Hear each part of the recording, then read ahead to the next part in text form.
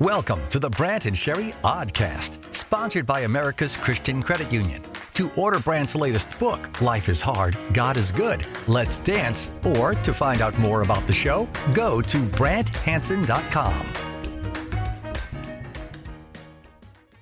Been thinking about words a lot, how powerful they are. James spends like a whole chapter on this in one of the books of the Bible called James. Chapter 3, man. He just talks about how your tongue is such a small thing, but it can set the world on fire. Just like, and you think about fire too, you say, well, it's just my words. But like James says, fire starts small and it can burn down an entire city. It can cause all sorts of like, I can just say things. No, words matter. Yeah. It just saying stuff. No. In fact, I struggle to even talk about it because I'm so aware, and we are aware on this show. Like I want, like, Lord, help us to choose the right words. Well, I have some news for the show. Okay, great. Good news. But kind of sad. All right. So people who've listened for a while know that I play the accordion and I use it for ministry purposes on the show. Sure. I've had a broken one now for a couple of years. Yes, that's right. And I was hoping people would donate. Oh, the GoFundMe? Yeah, I was hoping people would just say, hey, we can help. No one. So I went ahead and I bought another one, and it arrives later today. Oh, so supposed to. So it's going to make an appearance here. But you seem a little put off. What? Because nobody helped. It's expensive. And I don't know if people deserve it. Well, why did you buy it if there's no interest in it? I can play it. I don't have to play it on the air if nobody wants to be blessed by it. Okay. All right. Well, people don't deserve it. It's true. Everything Jesus tells us is brilliant. It's a brilliant thing to learn from. When he's saying, don't worry so much about your clothes or what you're going to eat, it doesn't mean don't ever think about clothes or don't ever think about your next meal. It's talking about focusing on that stuff. Because we all do this. We think that's focusing on that stuff, or how much money I'm going to have, like all that hyper focus. We think that's going to make us secure deep down. And he's going, it doesn't. And he's right. Of course he's right. Okay, here we go. It's true, you probably heard the buzz about this. I am a shock jock. And There's buzz? Yeah, people are like, I can't believe what I heard. Where'd you hear it? Brant Hansen. Okay, yeah, great. So, but it's always clean, but I am shocking. So it's just shockingly interesting. Check this out. Now, a lot of us are familiar, obviously, with Maryland, the whole state. Sure, right? Yes. How many lakes, natural lakes, are in Maryland? Let you think about that. I don't know. The answer is 0. There are 0. What? Isn't that crazy? What? That is nuts. That is actually a fascinating. Isn't it? Yeah. Yeah, see? Shocking. This is just so important. I'm glad we're talking about it. I'm glad I brought it up. And we were talking about words and stuff. And the wisdom that comes from God is associated with meekness, it says in James. Right. So if there's no meekness going on, that person who's the influencer or the politician or the media figure, that's not God's wisdom. Right. It could be somebody on a Christian stage somewhere, but that's without the meekness thing. And meekness is not weakness. Yeah. It's the opposite. It's you're strong, but you corral the strength in the service of love. So you don't hurt people with your words. We could all hurt somebody today with our words. Don't do it. We pause and we think. We have a calm spirit. We use words to build people up. That's the point. Otherwise, it's not coming from God. So here's one of these incredible ideas that we have on the show that people will laugh at, but if they did it, it would be a huge smash. Okay. All my ideas are crazy, air quotes. Yes, yes. Hear me out. You know the Olympics. I'm aware, yes. Winter Olympics. Every other, like the off year, we should do the backwards Olympics. Okay. All the same events. Backwards. Like you have to luge backwards. Okay. You have to bobsled, you have to face the other direction. What about skiing? How do we ski up the hill? Or you're skiing no, you gotta down ski the hill backwards? Right, so the bobsled has to face the wrong direction. Okay, all right. Ice skating. Yeah. The ski and shoot thing might be. Just workshop this a little bit. I'm going to workshop the ski jump backwards. Okay. Oh my goodness. Big TV numbers. I'm telling you, tone of voice is a huge thing in life. I saw this about, it was couples saying what they argue about. And 29% said they argue about money. And then there was, on other topics. But the number one thing, they said they argue about tone of voice or attitude. Mm. And I've learned that recently, and I've talked about it on the show just as a husband, how my tone of voice, even though I don't think it sounds threatening, it does. Mm. And guys just aren't as attuned to that. And so, the lower register, so you may not even mean it, but it's just the bass there that can... It can be more threatening, and women they're just attuned differently. Mm-hmm. There's so many differences, and that's one of them. But I'm not beating up on guys. I'm just saying, it took me a while to learn that. Hey, this is a real thing. If I can corral my tone of voice, even in a conflict, it makes all of the difference. So important in these times that we have social skills. And I've always been, honestly, not as smooth as I am now.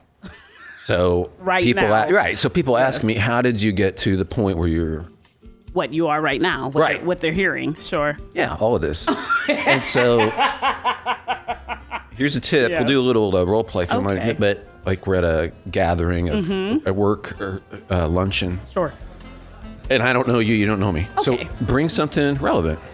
That's your tip. Yeah, that everybody can relate to. That's a good tip. Okay, so all right. Well, you walk in and we got hello, my name is, and there's baby carrots up there. Got it. Right. Yes. Hello, my name is Sherry. Hi, Sherry. My name is Brant. Hi, how are you? How was your President's Day? Not bad. There is no such thing as President's Day. There isn't? No. We had off. Not by statute. It's Washington's birthday by statute. Okay. But we had off for... It's Washington's birthday by law. So the idea that you would call it President's Day is... The whole company called it President's Day. Not this company, not anymore. So I got you on that one too, lady. Hey, just to let you know something that's been big for a lot of our listeners, switching to America's Christian Credit Union. You might love this too. Sign up for their Elite Checking. You can earn up to 4% on your checking account, plus exclusive discounts on stuff at your favorite places. They're a nonprofit. They've been around 60 years. They fund ministries and missions. Highly recommend. Visit americaschristiancu.com/Brant to make the switch. Minimum balance of 1 cent required to earn advertised APY. Early pay depends upon when your employer sends your paycheck. We can't guarantee early direct deposit. APY equals annual percentage yield. Membership eligibility required. America's Christian Credit Union is federally insured by the NCUA. I just heard this phrase today, toxic learning.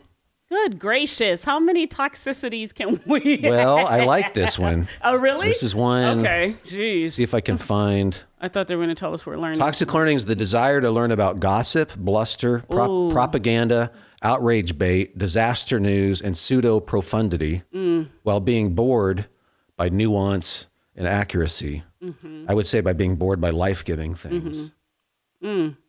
So non-toxic learning is I lean into whatever's true, whatever's noble, whatever's right, pure, lovely, admirable, excellent, or praiseworthy. Mm-hmm. That's what I want to lean into. So that's not toxic learning. One other thought on this. Mm-hmm. You had talked about not being conformed to the world, but being transformed. I think because there's some what I would say is mistaken theology about how Christianity works. I think some people think that just happens automatically. It does not. It doesn't. Growing up spiritually does not happen automatically. And it's odd that we ever thought it did. I think we think if I say this prayer or I get baptized and then the rest of it, obviously I'm going to grow as an apprentice of Jesus. It doesn't happen that way. And it doesn't happen that way in any other walk of life. That's true. You're just whoops, I'm a top-rated chef. Yeah. Well, you look at this. Look at my abs. There's no whoops. Yeah, right. Right. Yeah, that's not how this works with anything. You want to be the best in your field of geology. Hey, whoops, I'm a professor of geology. Nothing. Yeah. Like that works. The idea that this is just going to happen to us without obeying, without spending time with God or abiding with Him is false. But we've got this thing in our heads where that's works, righteousness. You've worked that out doctrinally. That's not accurate. No, I'm working out my salvation. I didn't earn it. Yeah, Didn't earn it. That's right. Didn't earn it. But this is us growing up. You're going to have to do this because nobody's going to do it for you. So if I'm talking about rising to the occasion where you're at peace in utter chaos and you actually have joy, a sense of well-being regardless of circumstances, that's not going to happen automatically. No, I'm telling you, I even look at posts that I have made in the past because I guess there was one at some point and someone commented on it. And then everybody thought that I was speaking into a situation that I wasn't. It was literally from 2017. Now, did it still apply now? Yes. Would I have posted it today? No, me neither on several things. Yeah, because not that it was untrue or anything. It's just I am at a better place of peace and joy where I am more selective of what I need to say, don't need to say. All of those things. I feel like I've grown up. I better have grown up in 10 years. I love that. Like, it's been 9 years ago. Being able to go, but you can be embarrassed. I wouldn't be embarrassed. Yeah. Like, this is good. Yeah. Good. I shouldn't be the same person I was a decade ago. Yeah. Not completely. Yeah. Yeah. One last thing I've been learning about, like, I've had people, I got an email kind of challenging me on, you need to speak into this political thing. Mm-hmm. And I've got a lot of thoughts about that. I think there's a million voices you have for that. Mm-hmm. And so I'm trying to offer something that I think is actually upstream from all that. Yeah. That we are talking about discipleship. I think every problem the church has, or the lack of witness we have, the problems with division, racism, star, celebrity culture, all that, is downstream from discipleship. True. Lack thereof. That's the problem. We're not actually apprentices of Jesus, so we get all this goofiness we can argue about. So that's one thing.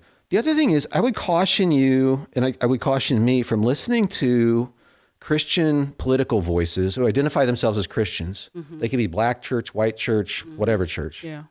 Left, right, up, down. Mm-hmm. Like, well, here's the real Christian viewpoint or something. I don't know.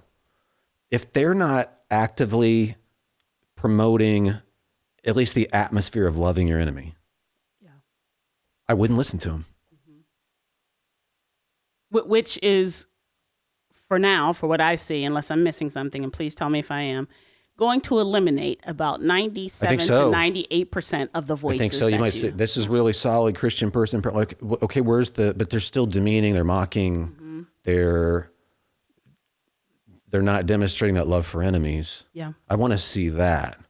So I, on purpose, see that, like the not so much a criticism, but just like, hey, we need you to blah, blah, blah on this politics thing. They're like, in unoffendable, how do we address something like this person? Mm-hmm.